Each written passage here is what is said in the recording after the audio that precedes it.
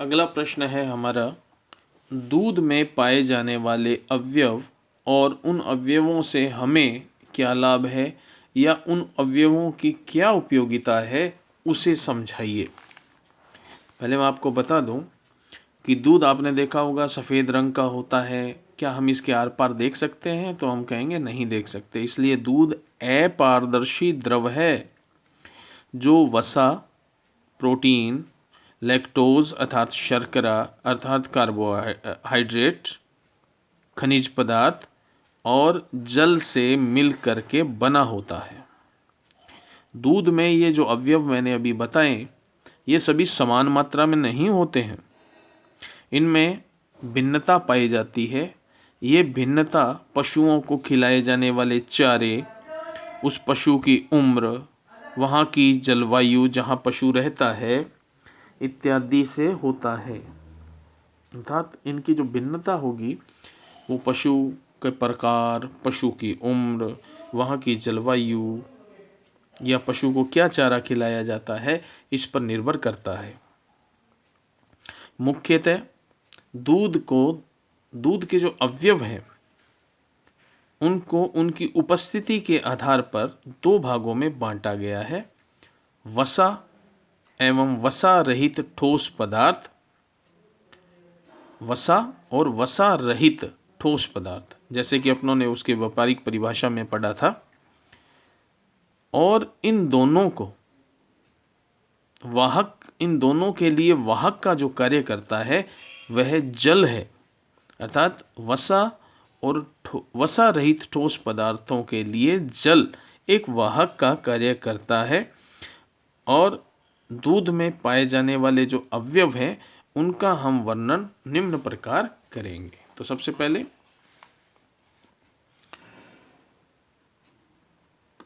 दुग्ध में पाए जाने वाले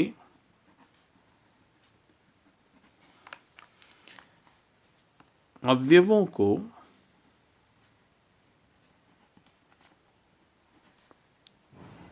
उपस्थिति के आधार पर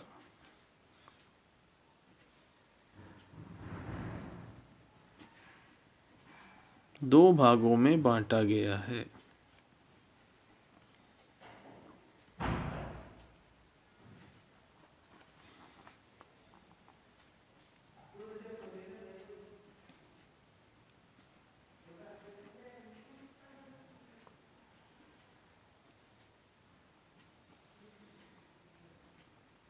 वसा और वसा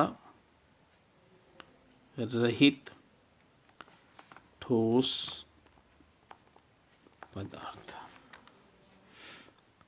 तो सबसे पहले हम पढ़ेंगे दुग्ध वसा।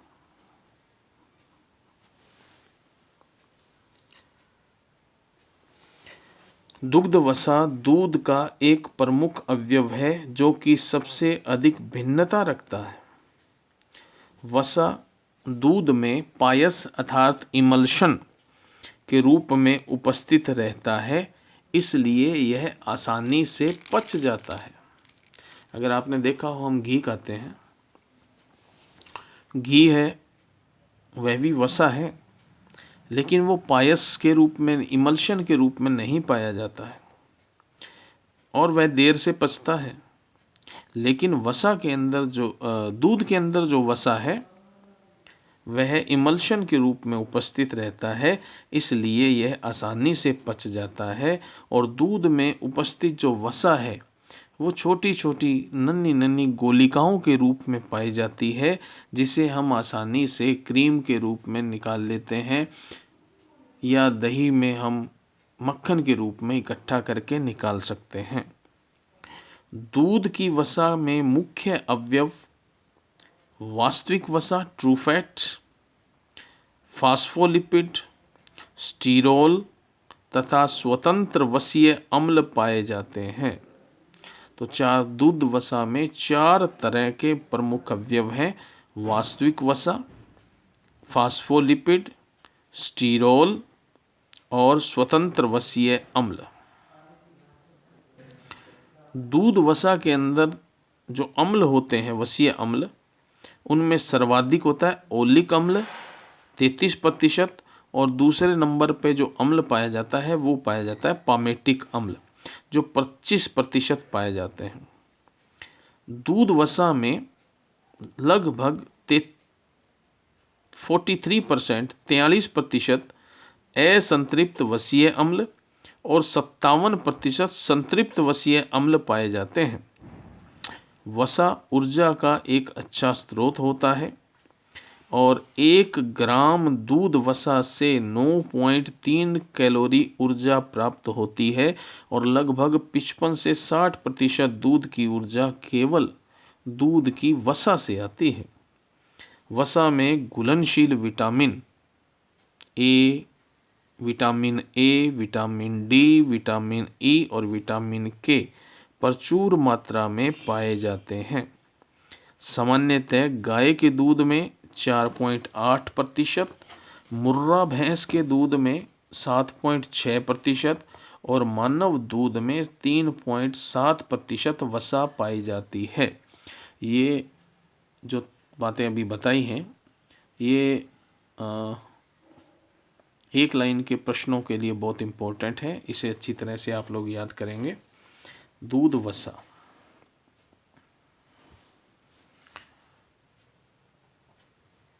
दूध में वसा पायस या इमल्शन रूप में मौजूद रहती है।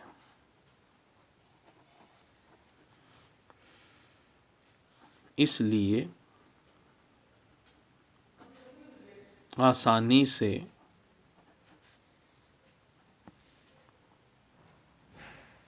पच जाती है।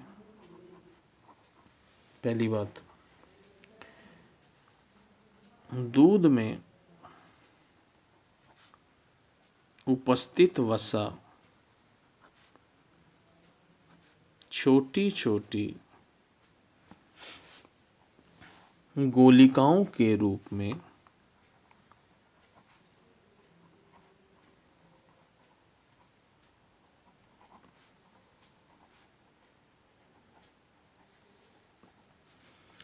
पाई जाती है,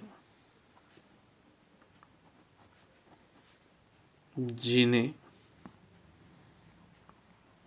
आसानी से अलग किया जा सकता है।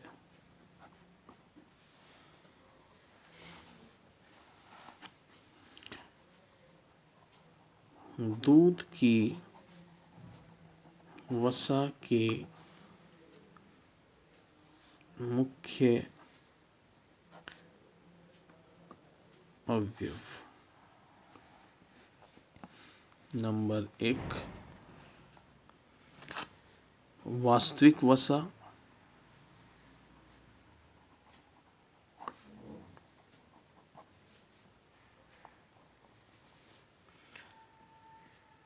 फास्फोलिपिड,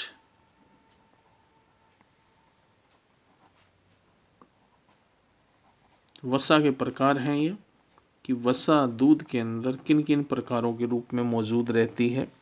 स्टीरोल,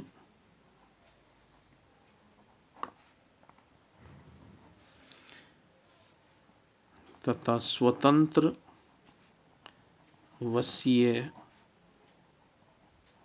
अम्ल।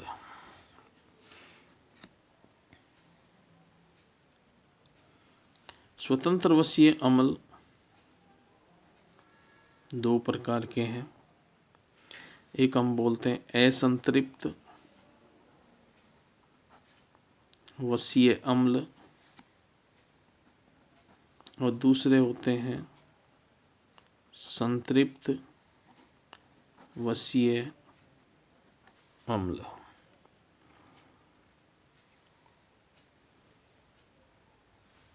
असंतृप्त वसीय अम्ल हैं, ये 43% होते हैं। जबकि संतृप्त वसीय अम्ल ये 57% होता है। दूसरा, वसीय अम्लों में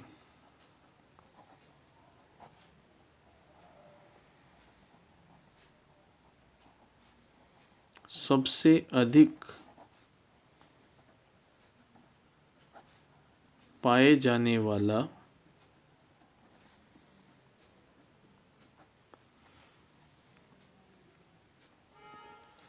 वसीय अम्ल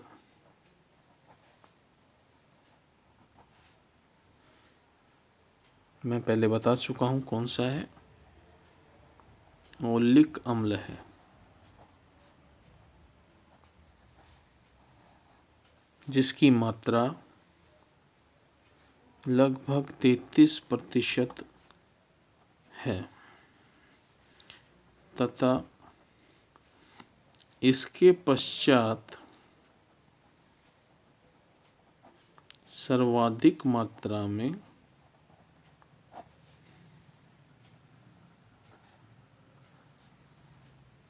पाए जाने वाला वसीय अम्ल पामेटिक अम्ल है। पामेटिक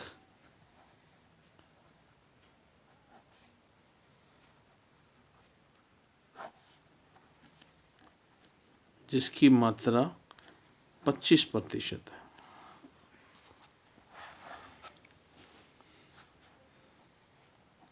वसा ऊर्जा का अच्छा स्रोत होता है। 1 ग्राम दूध वसा में, अगर हम दूध की 1 ग्राम वसा लेते हैं, 9.3 kilo calorie.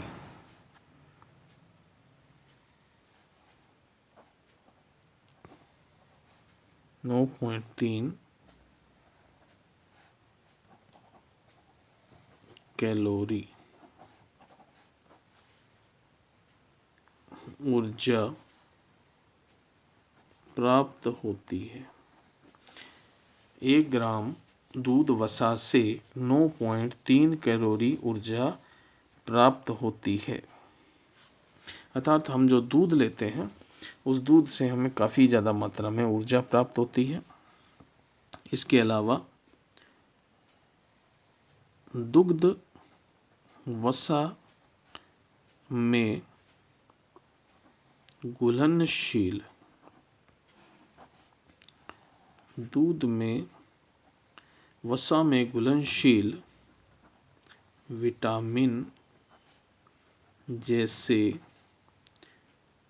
Vitamin A, D, ई तथा के, 4 प्रकार के विटामिन हैं, ए, डी, ई और के, प्रचुर मात्रा में पाए जाते हैं।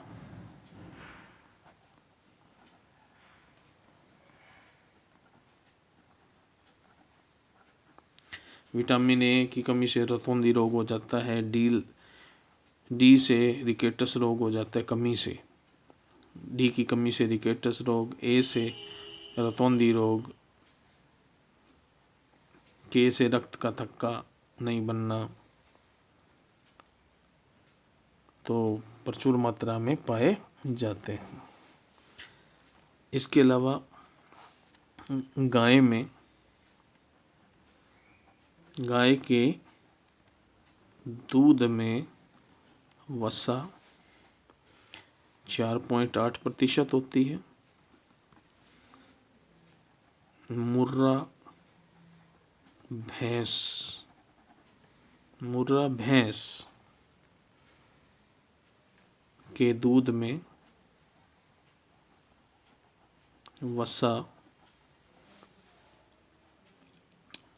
7.6% तथा मनुष्य के दूध में वसा की मात्रा 3.7% होती है। ये आंकड़े आपको याद करने पड़ेंगे क्योंकि प्रश्न में कहीं से भी पूछा जा सकता है। उसके बाद में दूध वसा का महत्व क्या है?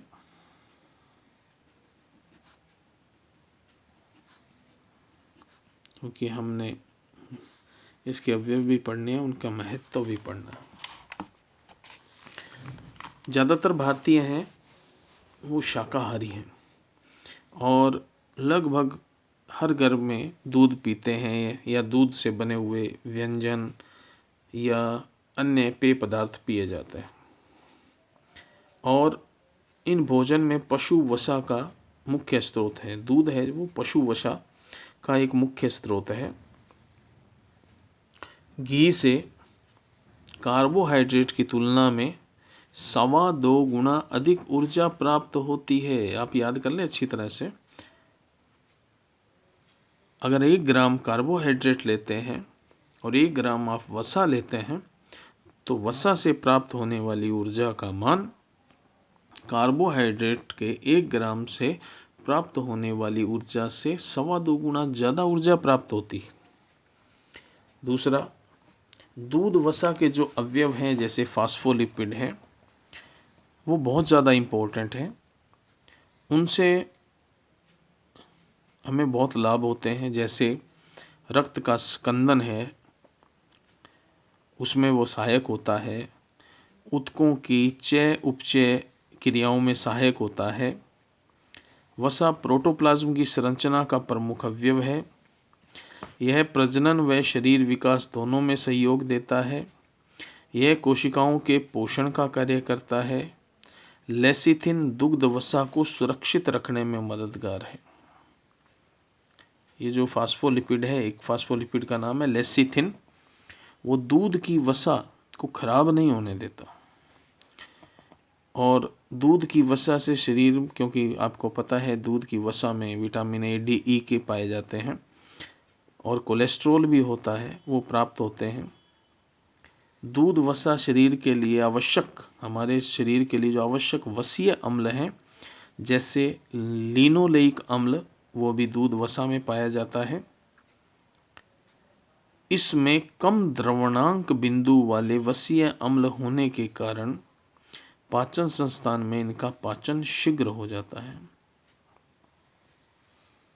इनका मेल्टिंग पॉइंट कम होता है, इसलिए ये जल्दी पिघल जाते हैं और जल्दी पिघलने के कारण इनका पाचन शीघ्रता से होता है। तो दूध वसा का महत्व क्या है? नंबर 1, वसा कार्बोहाइड्रेट की तुलना में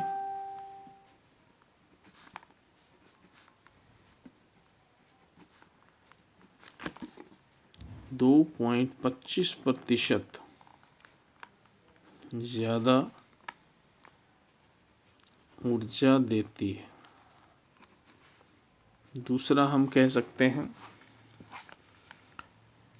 इससे शरीर को विटामिन तथा कोलेस्ट्रॉल प्राप्त होता है।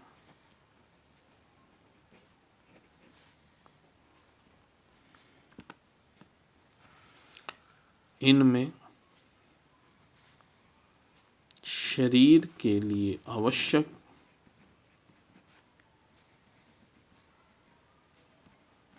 वसीय अम्ल जैसे लिनोलेइक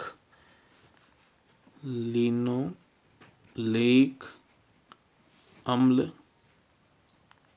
प्राप्त होते हैं। इसके अलावा इनका द्रवणांक, मेल्टिंग पॉइंट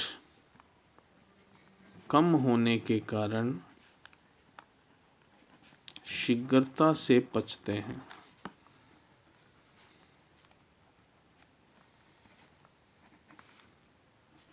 इसके अलावा इनमें पाए जाने वाले फोस्फोलिपिड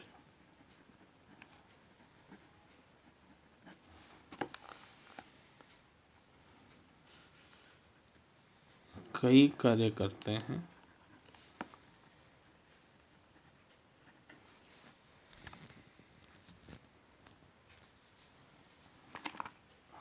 जैसे नंबर 1,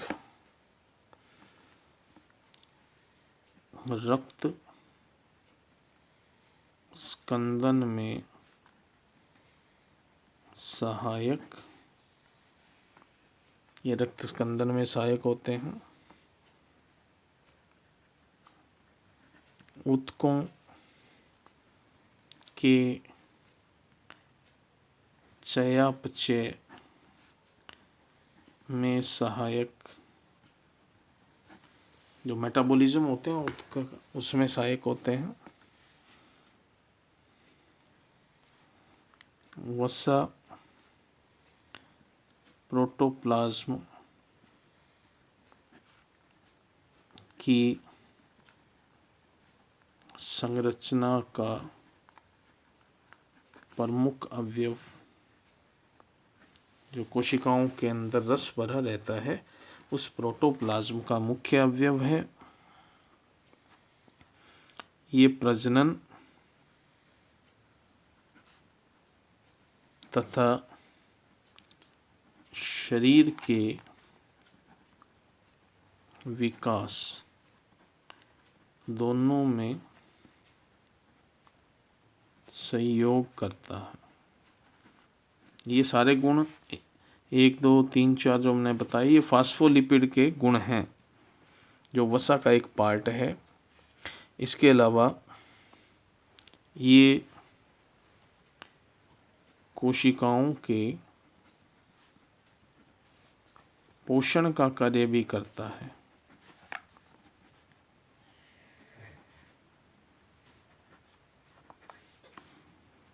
इसके अलावा इसमें लेसिथिन पाया जाता है, जो दुग्ध वसा को सुरक्षित रखने में मददगार होता है। लेसिथिन है वो दुग्ध वसा को सुरक्षित रखने में मददगार होता है। तो दुग्ध वसा का जो महत्व है वो हम देखते हैं दोबारा से। वसा कार्बोहाइड्रेट की तुलना में 2.25% ज़्यादा ऊर्जा देती है। इससे शरीर को विटामिन और कोलेस्ट्रॉल प्राप्त होता है। इनसे शरीर के लिए आवश्यक वसीय अम्ल जैसे लिनोलेइक अम्ल प्राप्त होते हैं। इनका मेल्टिंग पॉइंट कम होने के कारण आसानी से पच जाते हैं। इनमें पाए जाने वाले फास्फोलिपिड कई कार्य करते हैं, जैसे नंबर 1, रक्त स्कंदन में ये सहायक होते हैं। ऊतकों के मेटाबॉलिज्म में सहायक होते हैं। वसा जो कि प्रोटोप्लाज्म का एक मुख्य भाग है, उसका ये अवयव है। ये प्रजनन और शरीर के विकास दोनों में सहयोग करता है। ये कोशिकाओं के पोषण का कार्य करता है। लेसिथिन दुग्ध वसा को सुरक्षित रखने में मददगार होता है। बाकी हम कल पढ़ेंगे।